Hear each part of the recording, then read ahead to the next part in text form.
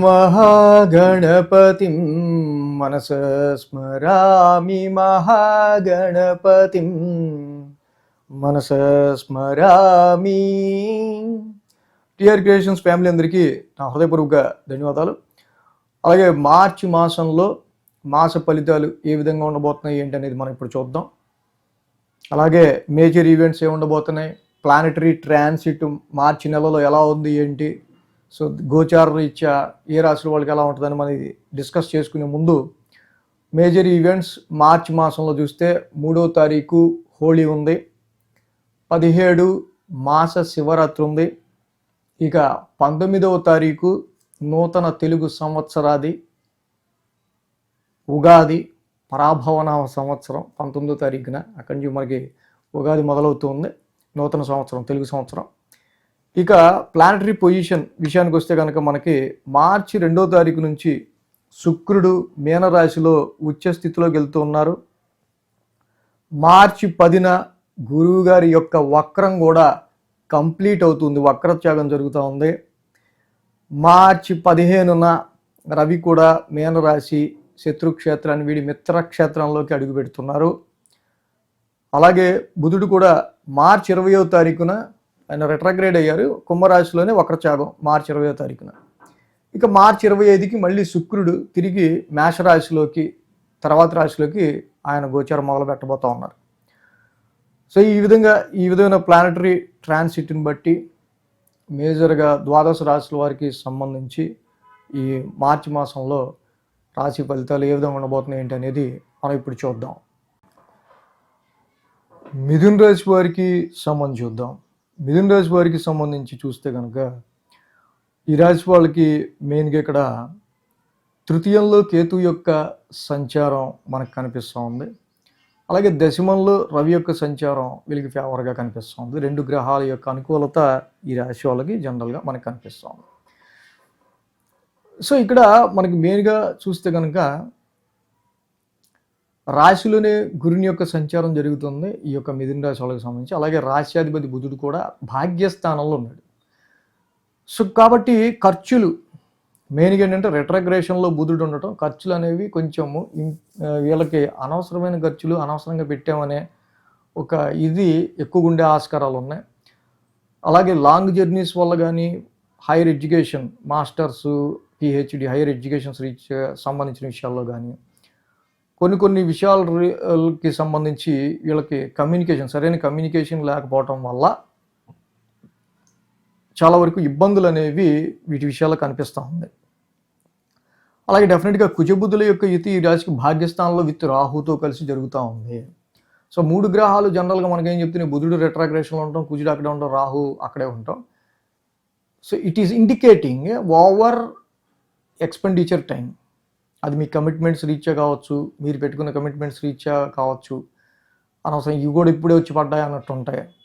So డబల్గా ఖర్చులు అవటం అనేది మనం ఎక్కువగా ఇక్కడ చెప్పుకోదగిన విషయం. సో భాగ్యస్థానంలో ఇన్ని గ్రహాలు ఉండటం వల్ల ఫ్లో ఆఫ్ మనీ కంటే మనకి వచ్చే మనీ కంటే కొంచెం ఖర్చు పెట్టేది కానీ కమిటెడ్గా ఖర్చు అయ్యేది కానీ కొంచెం ఎక్కువగా ఉండబోతుంది. కాబట్టి ఫైనాన్షియల్గా బ్యాలెన్సింగ్ అనేది ఈ మాసం ఇక్కడ మిథున రాశి వాళ్ళు జాగ్రత్తగా చేసుకోవాల్సిన అవసరం మనకు కనిపిస్తూ ఉంది. అదేవిధంగా ఈ రాశికి మెయిన్ ఎడ్యుకేషన్ విషయానికి వస్తే, ఎందుకంటే ఇది మార్చ్ అంటేనే మరి పిల్లలకి ఎడ్యుకేషన్ మంత్ కాబట్టి ఎడ్యుకేషన్ విషయానికి వస్తే చదువుకున్న క్వశ్చన్లు వస్తాయి అని చెప్పి ఇంపార్టెంట్ ఓన్లీ అని చెప్పి టిక్ పెట్టుకుని వెళ్ళిన వాళ్ళకి మాత్రం కొంచెం చాలా జాగ్రత్తగా ఉండాలి. నానా ఇక్కడ మీకు కుజబుధ రాహులు భాగ్యస్థానంలో ఉండటం వల్ల లక్ ఫేవరబిలిటీ తక్కువ ఉంటుంది. కాబట్టి మనం ఏదో టాస్ వేసాము, బొమ్మ బొరిసేసాము, లేకపోతే బుక్ తీసిన పేజ్ వచ్చిన పేజ్ చదివాం అన్నట్టు కాదు. సో డెఫినెట్గా మీరు సబ్జెక్ట్ మీద ఎన్ని చాప్టర్స్ ఉంటే అన్ని చాప్టర్స్ మీద గ్రిప్ పెట్టుకోవడానికి ట్రై చేయాలి. సో లాస్ట్ నిమిషంలో బుక్ తీసేవాళ్ళు ఆ ఇంపార్టెంట్ క్వశ్చన్స్ మీద ఆధారపడే వాళ్ళకి మాత్రం అర్రే నేను చదివింది రాలేదే అని కొంతమంది అనుకుంటూ ఉంటారు చూడు. సో అలా ఉండకుండా చక్కగా మీ అందరూ కూడా ఏదైతే ఎగ్జామ్కి మీరు ప్రిపేర్ అవుతున్నారో మీరు పర్టికులర్గా చక్కగా ప్రాక్టికల్గా నేర్చుకోవడానికి ఎక్కువ ట్రై చేయండి. మీకు ఆ టైంకి టెన్షన్కి అర్థం కాకపోతే ప్రాక్టికల్గా మీరు చక్కగా అర్థం చేసుకోవడానికి ఎక్కువ ట్రై చేయండి. చెప్పే పాయింట్ ఏంటంటే ఫ్లూక్లో కానీ లేకపోతే టాస్ బొమ్మ బొరుసు వేసి కానీ అలా లక్ మీద ఫేవరబుల్ అయ్యి మాత్రం మీరు చదవద్దు. సో అలాగే ఉద్యోగపరమైన విషయాల్లో చూస్తే ఈ రాశి వాళ్ళకి చాలా వరకు కూడా మొదటి 2 వారాలు కొంచెం టఫ్ టైం, కొంచెం స్ట్రెయిన్గా ఉండబోతున్నమాట వాస్తవం. అది ట్రావెలింగ్లో కావచ్చు, దేనిలో అయినా సరే. ఈ రవి కుజ బుధుల యొక్క కంజంక్షన్, రవి కుజులు లాంటి గ్రహాలు 9th హౌస్లో దుష్కర్మలు చేయించే ఆస్కారాలు ఉంటాయి. సో వాటి ఫ్యామిలీ రీత్యా కొన్ని డిస్టర్బెన్సెస్ కూడా తీసుకొస్తారు. సో ఇక్కడ 15వ తారీఖు వరకు కూడా రవి 9th లోను, 15 తర్వాత అంటే కంపారిటివ్ 4 వీక్స్లో 3-4 వారాలు ఈ రాశి వాళ్ళు కొంచెం బెటర్గా ఉంటుంది. సో కాబట్టి ఇక్కడ ఈ రాశికి మనం మెయిన్ చూస్తే కనుక ఏదైతే రవి యొక్క ట్రాన్సిట్ 15వ తారీఖు నుంచి దశమస్థానంలోకి వెళ్ళటం వల్ల చక్కగా మీరు ప్రొఫెషనలైజ్డ్గా అక్కడ మళ్ళీ శని ఉన్నాడు, శుక్రుడు ఉన్నాడు. శని కానీ శుక్రుడు కానీ పెద్ద యోగించే గ్రహాలు ఏం కాదు. 10th హౌస్లో కొంచెం మీ బాస్ సపోర్ట్ పెంచుకోవడానికి మీరు ఎక్కువ ట్రై చేయాలి అనుకుంటే కనుక సో కొంతవరకు ఈ రవి శనుల యొక్క కంజంక్షన్ యుతి అనేది కొంచెం జరుగుతుంది కాబట్టి కొంచెం జాగ్రత్తగా మెయింటైన్ చేసుకుంటూ వెళ్తే ప్రొఫెషనలైజ్డ్గా కూడా ఈ రాశి వాళ్ళు కొంచెం బాగుండే ఆస్కారాలే మనకు కనిపిస్తున్నాయి.